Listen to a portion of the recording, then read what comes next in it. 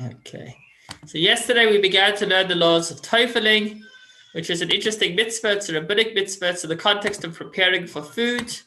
And we started by giving the connection or the verse in the Torah, which is after the Jews waged war, they received lots of booty. So they were instructed by Elazar the Kohen that everything must be cleansed through sprinkling water, or the Hebrew is mei nida, which the simple meaning could be understood to be sprinkling water. But the rabbis explained it actually means mei nida, the waters in which a nida would immerse, which refers to a mikveh. So that's where it's alluded to in the verse. But as far as the mitzvah itself, it's a rabbinic mitzvah, which it's alluded to in the verse. And just to add an explanation, one reason we didn't mention yesterday is that the table, our supper table, is doivel mizbeach. It's compared to an altar. And just as the altar in the temple had an added level of holiness, so it is with our table as well. And therefore, before dishes and utensils are used in our kosher kitchen, they need to acquire this added level of holiness, which is achieved through mikveh. And then another reason, which we didn't mention yesterday either, the Arizal speaks about the idea of avodas habirurim, of elevating the lost sparks.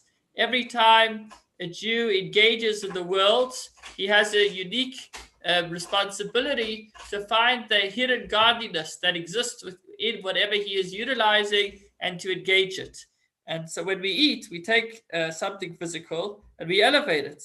And a preliminary step to be able to elevate that which we eat is to elevate the utensils that are being used for the eating. So those were just going over some reasons for tefillah.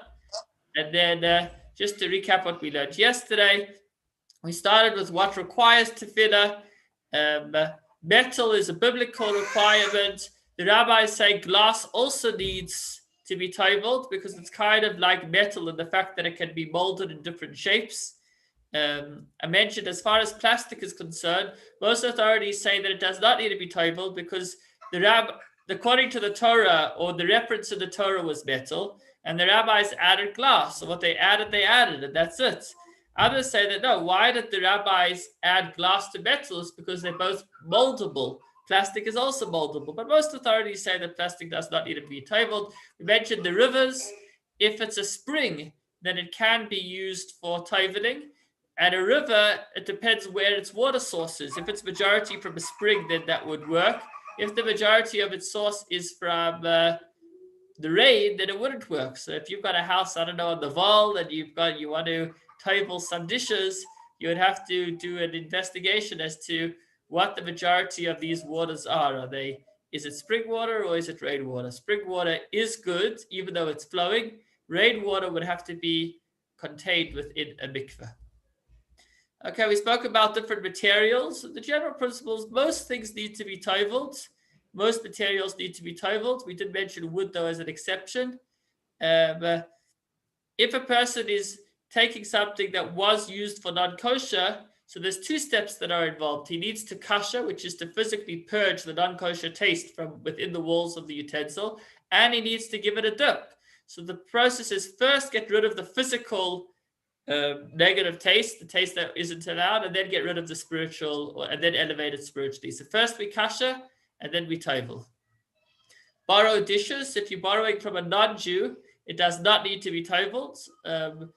An example of that would be if you're staying in a hotel, you would be allowed to, on a temporary basis, use a non-kosher glass if what you're drinking is cold and the glass is clean, or even a plate if what you're eating is cold and there's nothing sharp.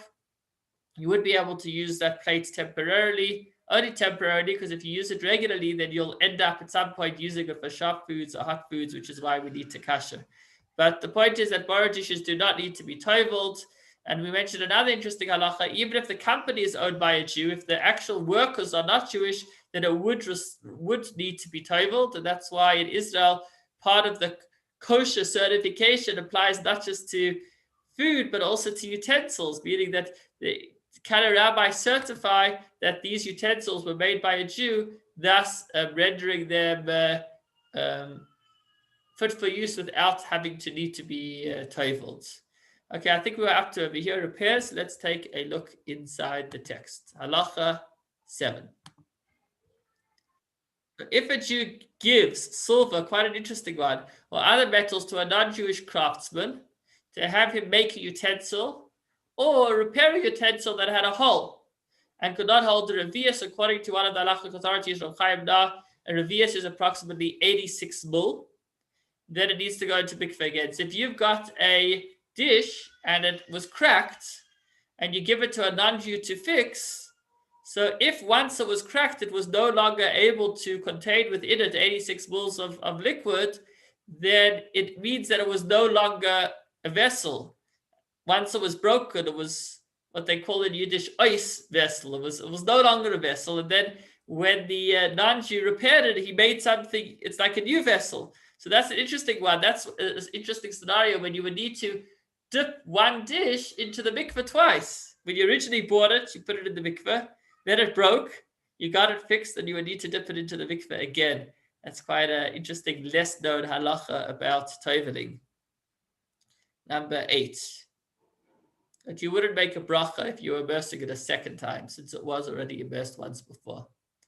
Okay, so which utensils require immersion? Do you need to dip your refrigerator in the mikveh? Or do you need to take your braai and dip your braai in the mikveh? How about a sandwich maker, a toaster, a knife, a fork, an oven grill, so a microwave? So let's find out. So immersion is required only for a utensil used for food. Okay, so you certainly don't need to dip your garden rake in the mikveh. That's not used for food. Which is ready to be eaten immediately without any other preparation. Meaning it needs to be a tool which will be able to bring the food to a state that it can be used, or a tool that is used with food that is ready for use. But if it's a tool that's only used in an earlier step to make the food ready, but it actually doesn't get the food ready, it would not require it to be toiveled. It doesn't need to go to the mikveh. So what are examples of that? Iron tools used to prepare the matzahs. So if it's tools that are being used, maybe rollers to roll the dough, or the combs that put holes inside of the dough. These tools are only used for the dough without bringing it to its ready state. Or to cut the dough, the needle used to sew, the gullets for stuffings. If you have a special needle you use to sew some, stuffed chicken before it goes into the oven, or similar things do not need to be toiveled. But a knife, even if it's being used for shchita, which is obviously a preliminary step, or for skinning an animal, it would still need to be toiveled. Why? Because you can also use that knife to eat. So as long as it's a tool that can serve also for ready-made foods, then it would need to be toiveled. Trays upon which matzahs are placed would need to be toiveled without a bracha. A tripod upon which pots are placed. Okay, so that's if you've got in your kitchen and you've got a gas range, and on top of the gas range you have those heavy pot holders that sit over the gas. So those were not required to be toiveled. Why? Are not required to be toiveled because food doesn't actually touch them. They're holding the pot and the pot is holding the food, but they're not actually holding the food. But a metal spit upon which meat is roasted, meaning what that means is the oven racks. If you're putting the meat straight onto the oven, or if you've got a braai, a barbecue, and you're putting whatever the meat is actually sitting on, which will bring it to a ready state, that actually should be toiveled. So your oven trays, your oven, even your oven racks, if you put food directly on them, or your braai grill, which certainly you are putting food on, would need to be toiveled, and you'd make a bracha. Some authorities hold that large glass utensils that are not used for drinking, but only to hold liquids, to be poured into a cup, are not considered meal related and don't require immersion. So if you've got a nice a barrel or something that's used, you don't drink out of it. You pour from that into the cup, and then you drink with the cup. So it's not actually used for consumption. It's just used for storage. So that would not need to be toiveled. But other authorities say that they need to be toiveled. Therefore, you should do it without a bracha. Now, a practical example of this is if you want to recycle a bottle that you've got, whatever type of bottle. So whether it be a bottle of wine, here's an interesting scenario. So generally, if you get a bottle of wine, they don't need to toivel those bottles before they add the wine into the bottles, because it's being used. It's not being used as a utensil. It's just holding the wine, and then once the wine leaves, it's gone, and you throw it out and you dispose of it. But were you to decide to recycle a bottle of wine, then you wouldn't be able to use it until you put it in the mikveh. Meaning, as long as it's disposable, it doesn't need to be toiveled. But if you've decided that it's not disposable, then you would need to put it in the mikveh. So I don't know if you've got, let's say, maybe a fancy, I don't know, black label or blue label, some kind of dispenser, which comes with alcohol, which comes with whiskey. And then when the whiskey is finished, you add more whiskey to the larger bottle. So then that you actually would need to put into the mikveh, because it's not just being used temporarily or for storage, it's being used on a continual basis. Or another example, if you got like a Nescafe coffee jar and it seals well, and you think, okay, I've finished the jar, and now I'll use it to keep, I don't know, peanuts or whatever it is, cereal. So then you would actually need to toivel that coffee jar now that you've decided that you're using it on a continual basis to ultimately to serve food. So this is stuff that even people that have kosher kitchens and made sure that they got all of their dishes toiveled, they wouldn't think of this, but it's part of the story. Okay.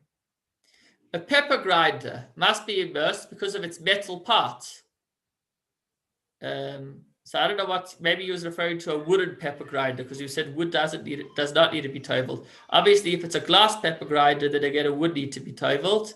If it's a plastic pepper grinder, then not. But if you're buying from, I think Woolworths has these black pepper where you just grind it in, I think that's disposable. On the other hand, if you're planning on reusing it, then before you add some more black pepper, you should dip it in the mikveh. In fact, I'm thinking that if you bought it and you plan on using it on a continual basis, then you should probably first open it up, pour the black pepper into a bag, toivel it, and then pour the black pepper in. Because the moment you've decided that you're using this on a permanent basis, then it's like any other kitchen dish, which needs to be toiveled. And I think that's something that I might need to take care of after this year, because we do have such a glass pepper grinder, and I think it may have been reused, and I don't know if it was toiveled, and it's something that I may have not noticed. So we're constantly looking to grow and improve. A coffee grinder should be immersed without reciting the bracha. It's all the same idea. Okay, now more about these. He doesn't speak here much more about different types of utensils, but the question is today, coffee machines. So the coffee machine actually makes your coffee ready, or a sandwich maker, a toaster. All of these utensils, the food comes in direct contact with the utensil itself, and it brings it to a ready state. So if you have any type of utensil that has an insert, then you wouldn't need to. So for example, if you have a mini microwave or mini oven, then you wouldn't need to toivel the microwave or oven, because the food goes on something that goes into it. Rather, you would just toivel the rack of the microwave or oven. But as far as a sandwich machine or sandwich maker, where the bread is going onto the actual machine and the machine is making it ready, it does need to be toiveled. Now, you're going to worry if you're going to take an electric appliance, if you're going to take a coffee machine, and some of them are really expensive, and you're going to dip it completely in the water, then you might need to say Kaddish. So what do? So there are different solutions. One solution is if you get a Jew to take it apart in a way that it's no longer usable and put it back together, then it's considered to have been made by the Jew. And since it was made by the Jew, it doesn't need to be toiveled. So that's one solution. Others, actually, a lot of the appliances actually they work. You put it in the water and there's no issues. I mean, I have a little, what do they call it? An espresso machine. And I've actually put it in the mikveh, believe it or not. Obviously, I took it not to a mikveh that people use, a mikveh that's used for dishes. Put the whole thing in, and then maybe I let it dry for a couple of days. Maybe I put it in the sun as well, so it could kind of draw out any liquid. But after leaving it for a couple of days or a week or so, I had no issues with it.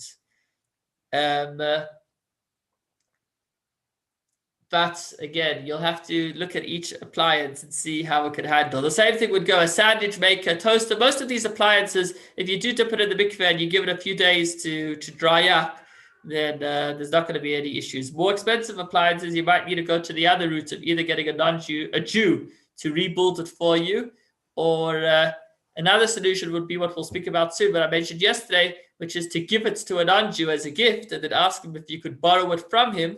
Because ironically, if it's owned by a non-Jew, then it does not require tevilah. It doesn't need to be dipped. I would love to try to finish, and I see we've got 3 minutes. Let's see how we could do.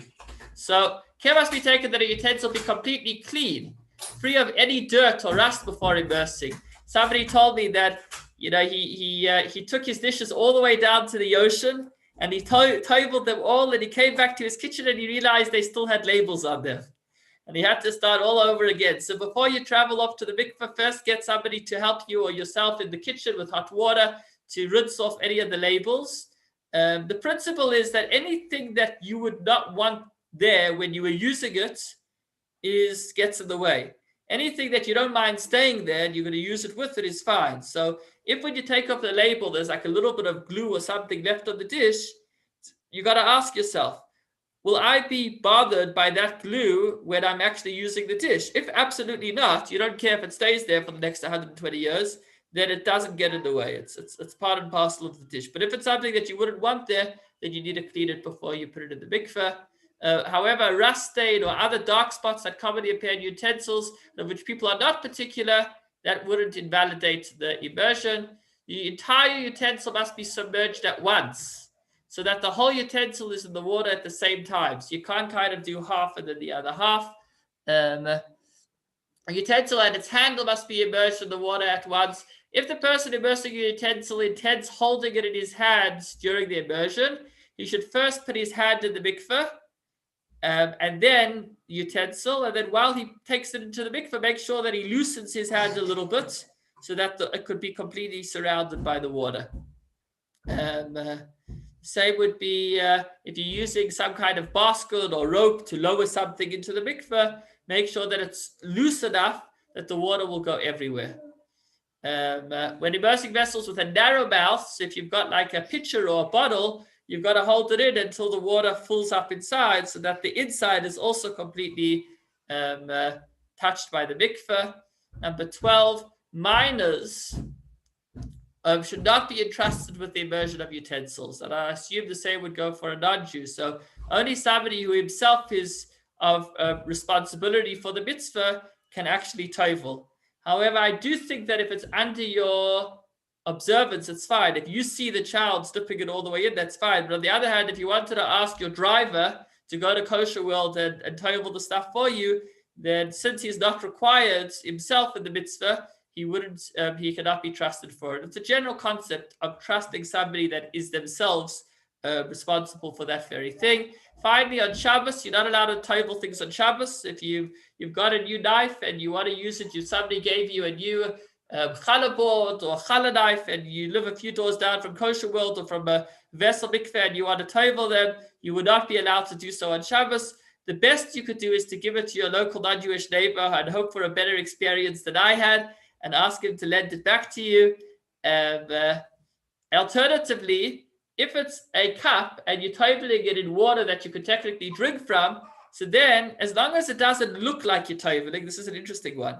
If you just kind of just put the cup in as if you're scooping out some water to drink, and along the way it gets toiveled, that works. And the reason for that is, the reason why you can't toivel at Shabbos is because it looks like you're making something new.